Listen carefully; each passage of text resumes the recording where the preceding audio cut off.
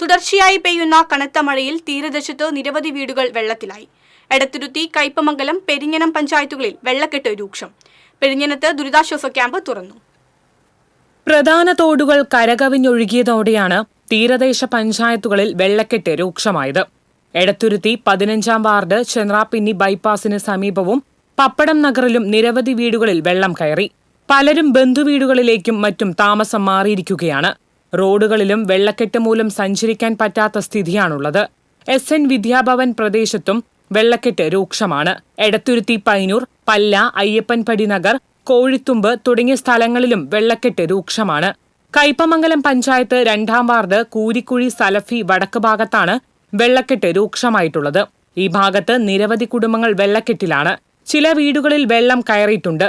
കാളമുറി കിഴക്ക്, വിളക്കുപറമ്പ്, തൈവെപ്പ്, പള്ളിത്താനം, ഗ്രാമലക്ഷ്മി, വഴിയമ്പലം ബൈപ്പാസ് പ്രദേശത്തും വെള്ളക്കെട്ട് രൂക്ഷമാണ്. കനത്ത മഴയിൽ വീടുകളിൽ വെള്ളം കയറിയതിനെ തുടർന്ന് പെരിഞ്ഞനം പഞ്ചായത്തിൽ ദുരിതാശ്വാസ ക്യാമ്പ് തുറന്നു. പെരിഞ്ഞനം ഗവൺമെന്റ് UP സ്കൂളിലാണ് ക്യാമ്പ് തുറന്നത്. 10-ാം വാർഡ് കുടിലിങ്ങൽ നഗറിൽ നിന്നുമുള്ള 3 കുടുംബങ്ങളാണ് ക്യാമ്പിൽ ഉള്ളത്. 14-ാം വാർഡിലും കനത്ത വെള്ളക്കെട്ട് തുടരുന്നതിനാൽ ഇവിടെ നിന്നും കുടുംബങ്ങളെ ക്യാമ്പിലേക്ക് മാറ്റാൻ സാധ്യതയുണ്ട്. പഞ്ചായത്ത് അധികൃതരും വില്ലേജ് അധികൃതരും ക്യാമ്പ് സന്ദർശിച്ചു. TCV news, Kaipamangalam.